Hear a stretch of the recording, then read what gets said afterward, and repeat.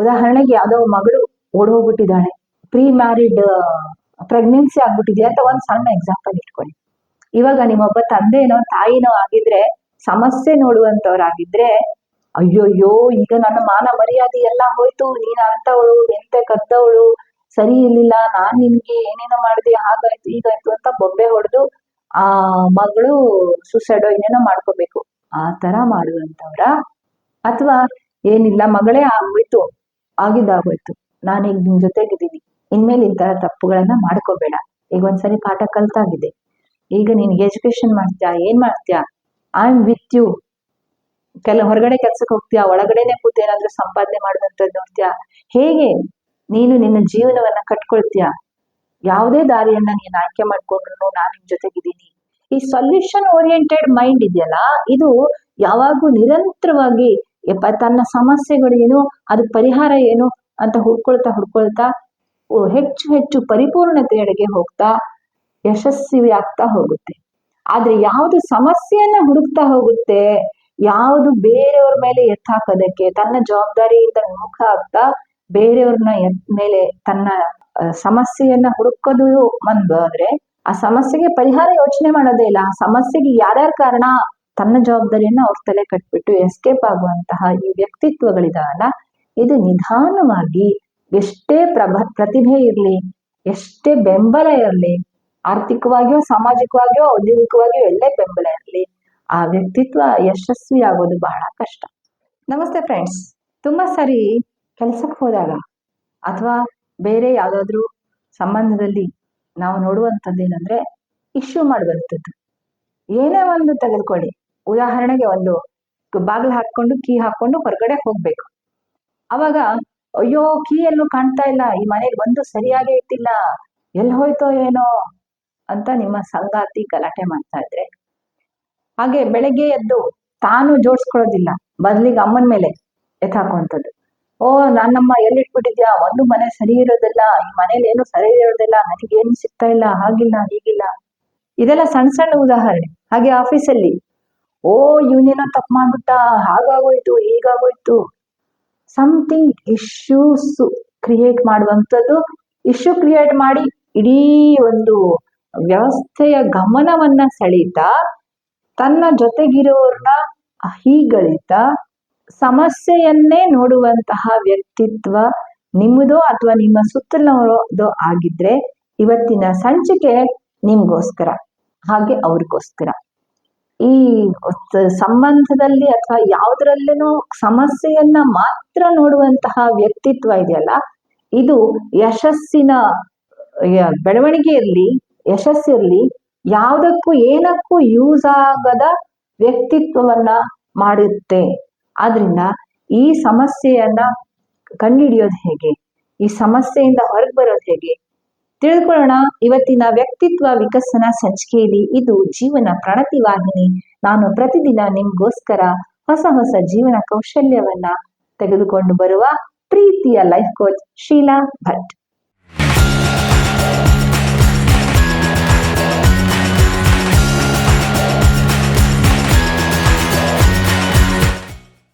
ಈ ಸಮಸ್ಯೆಯನ್ನ ಮಾತ್ರ ನೋಡುವ ಈ ಗುಣ ಇದೆಯಲ್ಲ, ಈ ಗುಣ ತುಂಬಾ ಸರಿ ಗೊತ್ತೇ ಆಗೋದಿಲ್ಲ, ಯಾರಾದ್ರೂ ಹೇಳೋ ತನಕ ಗೊತ್ತಾಗೋದಿಲ್ಲ. ಏನೇನು ಈ ತರ ಸಮಸ್ಯೆ ಬಗ್ಗೆ ಮಾತಾಡ್ಬೇಡ, ಪರಿಹಾರದ ಬಗ್ಗೆ ಯೋಚನೆ ಮಾಡು. Solution oriented and problem oriented ಅಂತ ಹೇಳ್ತಾರೆ ಈ ನಮ್ಮ ಪರ್ಸನಾಲಿಟಿ ಡೆವಲಪ್ಮೆಂಟ್ ಅಲ್ಲಿ. ಈ ಸೊಲ್ಯೂಷನ್ ಓರಿಯೆಂಟೆಡ್ ಮೈಂಡ್ ಇದೆಯಲ್ಲ, ಇದು ಯಾವಾಗೂ ನಿರಂತರವಾಗಿ ತನ್ನ ಸಮಸ್ಯೆಗಳು ಏನು, ಅದಕ್ಕೆ ಪರಿಹಾರ ಏನು ಅಂತ ಹುಡ್ಕೊಳ್ತಾ ಹೆಚ್ಚು ಹೆಚ್ಚು ಪರಿಪೂರ್ಣತೆಯೆಡೆಗೆ ಹೋಗ್ತಾ ಯಶಸ್ವಿ ಆಗ್ತಾ ಹೋಗುತ್ತೆ. ಆದ್ರೆ ಯಾವುದು ಸಮಸ್ಯೆಯನ್ನ ಹುಡುಕ್ತಾ ಹೋಗುತ್ತೆ, ಯಾವುದು ಬೇರೆಯವ್ರ ಮೇಲೆ ಎತ್ತಾಕೋದಕ್ಕೆ ತನ್ನ ಜವಾಬ್ದಾರಿಯಿಂದ ವಿಮುಖ ಆಗ್ತಾ ಬೇರೆಯವ್ರನ್ನ ಮೇಲೆ ತನ್ನ ಸಮಸ್ಯೆಯನ್ನ ಹುಡುಕೋದು ಆದ್ರೆ ಆ ಸಮಸ್ಯೆಗೆ ಪರಿಹಾರ ಯೋಚನೆ ಮಾಡೋದೇ ಇಲ್ಲ, ಆ ಸಮಸ್ಯೆಗೆ ಯಾರ್ಯಾರ ಕಾರಣ ಅಂತ ಇಶ್ಯೂ ಮಾಡ್ಬಿಟ್ಟು ತನ್ನ ಜವಾಬ್ದಾರಿಯನ್ನ ಅವ್ರ ತಲೆ ಕಟ್ಬಿಟ್ಟು ಎಸ್ಕೇಪ್ ಆಗುವಂತಹ ಈ ವ್ಯಕ್ತಿತ್ವಗಳಿದಾವಲ್ಲ, ಇದು ನಿಧಾನವಾಗಿ ಎಷ್ಟೇ ಪ್ರತಿಭೆ ಇರ್ಲಿ, ಎಷ್ಟೇ ಬೆಂಬಲ ಇರ್ಲಿ, ಆರ್ಥಿಕವಾಗಿಯೋ ಸಾಮಾಜಿಕವಾಗಿಯೋ ಔದ್ಯೋಗಿಕವಾಗಿಯೋ ಎಲ್ಲೇ ಬೆಂಬಲ ಇರಲಿ, ಆ ವ್ಯಕ್ತಿತ್ವ ಯಶಸ್ವಿ ಆಗೋದು ಬಹಳ ಕಷ್ಟ. ಆದ್ರಿಂದ ಪ್ರೀತಿಯ ಸ್ನೇಹಿತರೆ, ನಿಮ್ಮಲ್ಲಿ ಈ ಗುಣ ಇದೆಯಾ ಅಂತ ತಿಳ್ಕೊಳ್ಳಿ. ಫಸ್ಟ್ ಆಫ್ ಆಲ್ ನಿಮ್ಮಲ್ಲಿ ನೀವು ಒಳಗಡೆ ಒಂದು ಕಣ್ಣು ಮುಚ್ಕೊಂಡು ಅಂತರ್ಗತವಾಗಿ ನೋಡ್ಕೊಳ್ಳಿ. ನಿಮ್ಗೆ ಯಾವ್ದಾದ್ರು ಒಂದು ವಿಷಯದಲ್ಲಿ ಸಮಸ್ಯೆ ಕಾಣಿಸುತ್ತಾ ಅಥವಾ ಪರಿಹಾರ ಕಾಣಿಸುತ್ತಾ? ಯಾಕಂದ್ರೆ ಕುತ್ತಿಗೆಗೆ ಬಂದ್ಬಿಟ್ಟಿರುತ್ತೆ. ಸಾಲ ಬೆಳಗ್ಗೆ ನಾಳೆ ತೀರಿಸ್ಬೇಕು, ಯಾವ್ದೋ ಪೇಮೆಂಟ್ ಆಗ್ಬೇಕು, ಇನ್ನೇನೋ ಕೆಲಸ ಆಗ್ಬೇಕು, ನಾಳೆ ಬೆಳಗ್ಗೆ ಎಕ್ಸಾಮ್ ಇದೆ, ನಾಳೆ ಬೆಳಗ್ಗೆ ಪ್ರಾಜೆಕ್ಟ್ ಸಬ್ಮಿಟ್ ಮಾಡ್ಬೇಕು, ನಾಳೆ ಬೆಳಿಗ್ಗೆ ಇನ್ನೇನೋ ಒಂದ್ ಮಾಡ್ಬೇಕು. ಇಂಥ ಸಂದರ್ಭದಲ್ಲಿ ನಿಮ್ಗೆ ನಾಳೆ ಬೆಳಗ್ಗೆ ಇಷ್ಟೊಂದು ಸಮಸ್ಯೆ ಆಗ್ತಾ ಇದೆ. ಸೊ ಈ ಸಮಸ್ಯೆಗೆಲ್ಲ ಇನ್ಯಾರ್ಯಾರೋ ಕಾರಣರು, ಅದರಿಂದಾಗಿ ಈ ಸಮಸ್ಯೆ ಆಗ್ತಾ ಇದೆ. ಅಯ್ಯೋ ಇಷ್ಟು ದೊಡ್ಡ ಸಮಸ್ಯೆ ಇದೆ, ಇದನ್ನ ಹೇಗೆ ಪರಿಹರಿಸ್ಬೇಕು ಅಂತ ಅನಿಸ್ತಾ ಇದೆಯಾ? ಅಥವಾ ಓ ಇಷ್ಟೊಂದು ದೊಡ್ಡ ಸಮಸ್ಯೆನಾ, ಇದಕ್ಕೆ ಇಷ್ಟೊಂದೆಲ್ಲ ಸೊಲ್ಯೂಷನ್ ಇದೆ. ಉದಾಹರಣೆ ನಾಳೆ ಎಕ್ಸಾಮ್ ಇದೆ, ಪ್ರಾಜೆಕ್ಟ್ ಸಬ್ಮಿಟ್ ಮಾಡ್ಬೇಕು, ಇಂಥದಕ್ಕೆಲ್ಲ ಇವಾಗ ಏನಿದೆ, ಒನ್ ಡೇ ಇದೆ ನನ್ನ ಹತ್ರ. ಸೊ ಈ ಒನ್ ಡೇ ನಲ್ಲಿ ನಮ್ಗೆ ಬೇಕಾಗಿ ಮಟೀರಿಯಲ್ ಎಲ್ಲ ತಂದ್ಬಿಟ್ಟು ಏನ್ ಕಾನ್ಸೆಪ್ಟ್ ಅಂತ ಗೂಗಲ್ ಯೂಟ್ಯೂಬ್ ಎಲ್ಲ ಸರ್ಚ್ ಮಾಡ್ಬಿಟ್ಟು ರೆಡಿ ಮಾಡ್ತೀನಿ. 24 hours ಇದೆ ನನ್ನ ಹತ್ರ. ಸೊ ಈ 24 hours ಅಲ್ಲಿ ನನಗಿರೋ ರಿಸೋರ್ಸಸ್ ಏನೇನು, ಅದನ್ನ ನಾನು ಹೇಗೆ ಯೂಸ್ ಮಾಡ್ಕೋತೀನಿ, ನನಗೆ ಇವಾಗ ಡೆಡ್ ಲೈನ್ ಅಲ್ಲಿ ನಾನು ಹೇಗೆ ನನ್ನ ಗುರಿಯನ್ನ ತಲುಪ್ತೀನಿ, ಹೀಗೆ ಯೋಚನೆ ಮಾಡ್ತೀರಾ? ಯಾವುದು ನಿಮ್ಮ ಪ್ರಿಯಾರಿಟಿ? ಸಮಸ್ಯೆಯನ್ನ ನೋಡುವಂತದ್ದ ಅಥವಾ ಪರಿಹಾರವನ್ನ ನೋಡುವಂತದ್ದ? ಹಾಗೆ ಯಾವುದೋ ವ್ಯಕ್ತಿ ಫೇಲ್ ಆಗಿ ಬಂದ್ಬಿಟ್ಟಿದ್ದಾನೆ ನಿಮ್ಮ ಮನೆಗೆ, ನಿಮ್ಮ ಅತ್ಯಂತ ಪ್ರೀತಿ ಪಾತ್ರರು ಅಥವಾ ಅತ್ಯಂತ ಅವಶ್ಯಕತೆ ಉಳ್ಳವರು ಅಂತ ಅನ್ಕೊಳ್ಳಿ. ಗಂಡ, ಹೆಂಡತಿ, ಮಗ, ಮಗಳು, ಅಪ್ಪ, ಅಮ್ಮ, ಹೀಗೆ ಯಾರೋ ಆ ವ್ಯಕ್ತಿ ಫೇಲ್ ಆಗಿದ್ದಾನೆ ಅಂತ ಅಂದ ತಕ್ಷಣ ಆ ವ್ಯಕ್ತಿ ಫೇಲ್ ಆಗ್ಬಿಟ್ಟಿದ್ದಾನೆ ಅನ್ನೋದೇ ನಿಮ್ಗೆ ಸಮಸ್ಯೆ ಆಗೋದಿಲ್ಲ.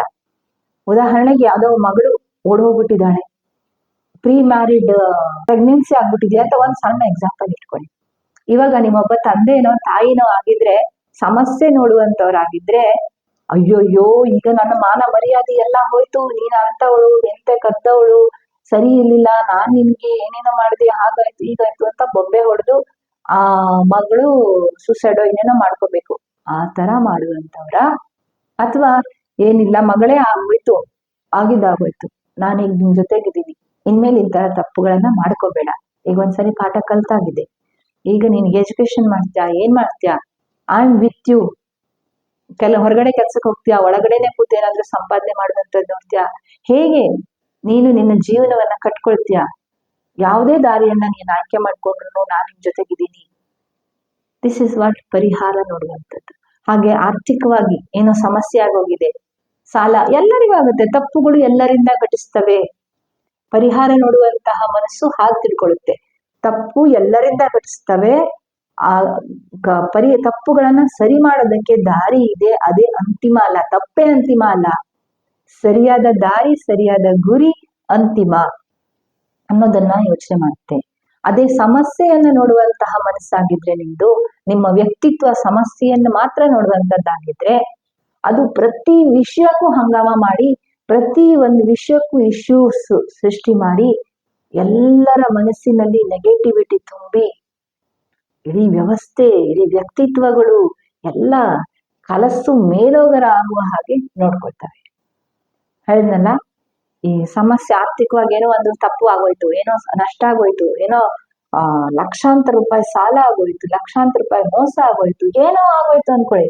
ಆ ಸಂದರ್ಭದಲ್ಲಿ ಪರಿಹಾರ ಹುಡುಕುವಂತ ಮನಸ್ಸು ಈಗ ಯಾಕಾಯ್ತು, ತಕ್ಷಣ ಪೊಲೀಸ್ ಕಂಪ್ಲೇಂಟ್ ಕೊಡ್ಬೇಕಾ, ಸೈಬರ್ ಕಂಪ್ಲೇಂಟ್ ಕೊಡ್ಬೇಕಾ, ಇನ್ನೇನು ಮಾಡ್ಬೇಕು, ಸೊ ಈಗ ಹೋದ ಹಣವನ್ನ ರಿಕವರಿ ಮಾಡೋದಕ್ಕೆ ಸಾಧ್ಯವಾ, ಅಥವಾ ಎಲ್ಲೋ ಸಾಲ ತೆಗೆದುಕೊಂಡು ಮೋಸ ಹೋಗಿದ್ದಕ್ಕೆ ಆ ವ್ಯಕ್ತಿಯನ್ನ ಬೈಯೋ ಬದಲು ಈಗ ಹೇಗೆ ಆ ಒಂದು ರಿಕವರಿ ಅಥವಾ ಹೊಸದಾಗಿ ಆದಾಯವನ್ನ ಸೃಷ್ಟಿಸುವಂಥದ್ದು, ಏನು ಸಾಧ್ಯ ಪರಿಹಾರ ಅನ್ನೋದನ್ನ ಯೋಚನೆ ಮಾಡುತ್ತೆ.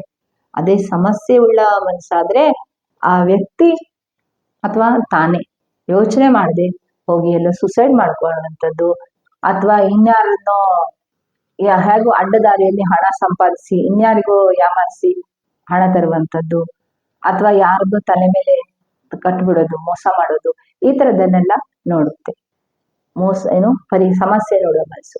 ಹಾಗೆ ಈ ಸಮಸ್ಯೆಯನ್ನ ನೋಡ್ತಾ ನೋಡ್ತಾ ಪರಿಹಾರನೇ ಸಿಗದೆ ಹೋಗುವ ಮೊದಲು ಆ ವ್ಯಕ್ತಿತ್ವ ನಿಮ್ದು ಹೌದೋ ಅಲ್ವಾ ಅಂತ ತಿಳ್ಕೊಂಡು ಇವತ್ತಿಂದ ನೀವು ವರ್ಕೌಟ್ ಮಾಡ್ಬೇಕು.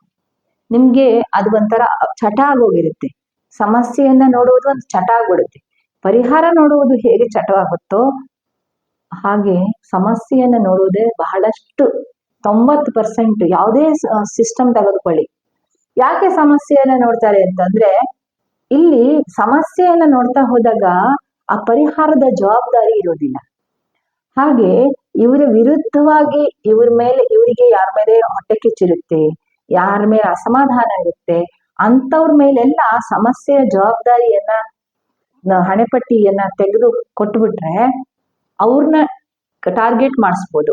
ಹೈಯರ್ ಅಥಾರಿಟಿಯಿಂದನೋ ಅಥವಾ ಬೇರೆಯವರಿಂದನೋ ಅವ್ರ ಮೇಲೆ ಎತ್ತಾಕಿ ತಾವು ಎಸ್ಕೇಪ್ ಆಗ್ಬೋದು. ಹಾಗಾಗಿ ಪರಿಹಾರದ ಜವಾಬ್ದಾರಿನೂ ಇಲ್ಲ, ಒಂದೇ ಇದಕ್ಕೆ ಎರಡು ಹಕ್ಕಿ ಅಂತಾರಲ್ಲ, ಒಂದು ಕಲ್ಲಿ ಎರಡು ಹಕ್ಕಿ, ಇದೇ ರೂಢಿ ಆಗ್ಬಿಟ್ಟಿರುತ್ತೆ. ಅದೊಂಥರ ಸಣ್ಣಿದ್ದಾಗಿಂದಾನೇ ರೂಢಿ ಆಗಿರುತ್ತೆ ಆ ವ್ಯಕ್ತಿತ್ವಕ್ಕೆ, ಈಗ ಹೊಸದಲ್ಲ.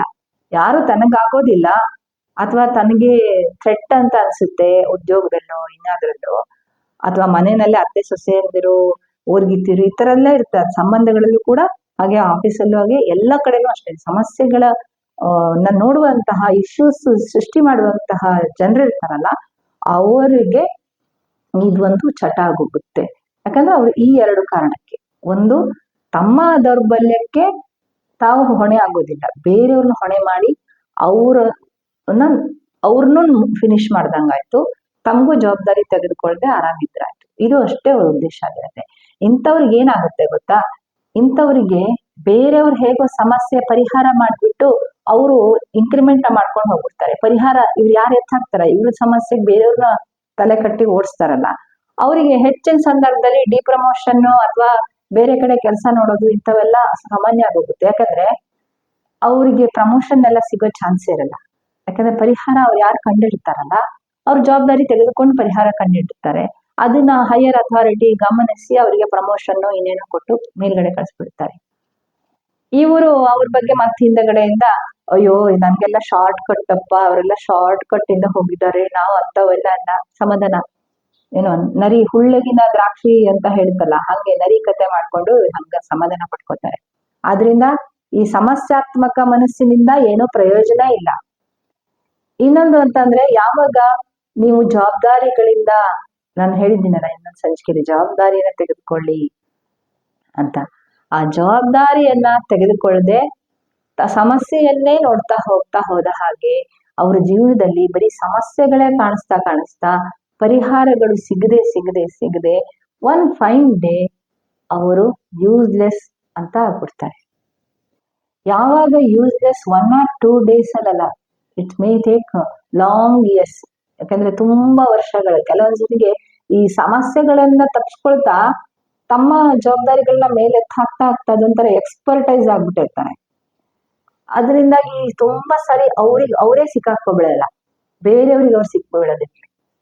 ಒನ್ ಫೈನ್ ಡೇ ಅವರು ಸಿಕ್ಕಿದಾಗ, ಅಥವಾ ಈ ತರ ವಿಡಿಯೋ ನೋಡಿದಾಗ ಅಂತರಾತ್ಮ ನೀನು ಸಮಸ್ಯೆಯನ್ನ ನೋಡುವ ವ್ಯಕ್ತಿ ಅಂತ ಹೇಳಿದಾಗ, ಅಥವಾ one fine day you are good for nothing ಅಂತ ಇಡೀ ಜಗತ್ತು ತಿರಸ್ಕರಿಸಿದಾಗ, ಸಮಸ್ಯೆನೇ ಮೂಲ, ನೀನ್ ಸಮಸ್ಯೆ ಬಿಟ್ರೆ ಬೇರೆ ಏನೂ ಕಾಣಿಸಲ್ಲ ನಿನ್ಗೆ ಅಂತ ಅನ್ನಿಸಿದಾಗ ತಿಳ್ಕೊಳ್ಳಿ, ತುಂಬಾ ಸರಿ ಟೈಮ್ ಇರೋದಿಲ್ಲ, ತಿದ್ಕೊಳ್ಳೋದಕ್ಕೆ ಟೈಮ್ ಇರೋದಿಲ್ಲ, ಅಷ್ಟು ವಯಸ್ಸಾಗೋಗಿರುತ್ತೆ ಎಷ್ಟೋ ಸಾರಿ.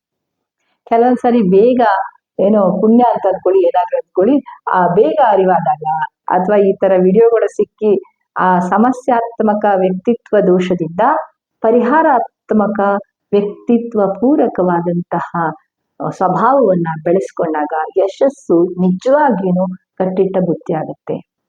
ಇವತ್ತು ತುಂಬಾ ಜನ ಬಿಸ್ನೆಸ್ ಸಕ್ಸಸ್ ಯಾಕಾಗ್ತಾರೆ ಅಂತಂದ್ರೆ, ಅವರು ಪರಿಹಾರಾತ್ಮಕವಾದಂತಹ ಗುಣವನ್ನ ಹೊಂದಿದ್ರಿಂದ. ತುಂಬಾ ಜನ ಯಶಸ್ವಿ ಯಾಕಾಗ್ತಾರೆ, ವಿದೌಟ್ ಎಲ್ಲರ ಪ್ರಕಾರ ಪ್ರತಿಭೆ ಇಲ್ಲದೆ ಅಥವಾ ಯಾವುದೇ ಬೆಂಬಲ ಇಲ್ಲದೆ ಸಡನ್ ಆಗಿ ಅವರು ಯಶಸ್ವಿ ಆಗಿರೋದಿಲ್ಲ. ಜಸ್ಟ್ ಬಿಕಾಸ್ ಅವರು ಪರಿಹಾರವನ್ನ ನೋಡುವಂತವರಾಗಿದ್ದರಿಂದ ಯಾವುದೋ ಮೊಮೆಂಟ್ ಅಲ್ಲಿ ಅವರು ಜವಾಬ್ದಾರಿಯನ್ನು ತೆಗೆದುಕೊಂಡು ತಮ್ಮ ಸಮಸ್ಯೆಗೂ ಬೇರೆಯವರ ಸಮಸ್ಯೆಗೂ ಪರಿಹಾರವನ್ನ ಕಂಡಿಡಿತಾ ಅವ್ರು ಯಶಸ್ವಿಯಾಗಿರ್ತಾರೆ. ಸೊ ಯಾವುದೇ ಯಶಸ್ಸಿಗೆ ಶಾರ್ಟ್ ಕಟ್ ಇಲ್ವೇ ಇಲ್ಲ. ಯಾರು ಶಾರ್ಟ್ ಕಟ್ ಇಂದ ಯಶಸ್ವಿ ಆಗೋದಕ್ಕೆ ಸಾಧ್ಯ ಇಲ್ಲ.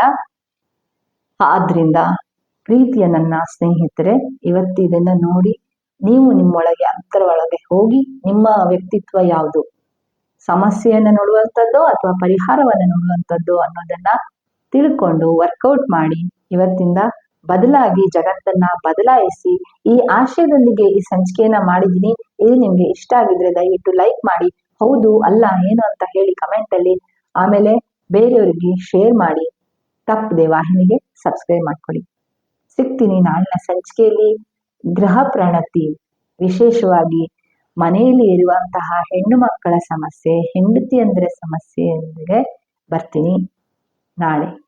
ನಮಸ್ಕಾರ.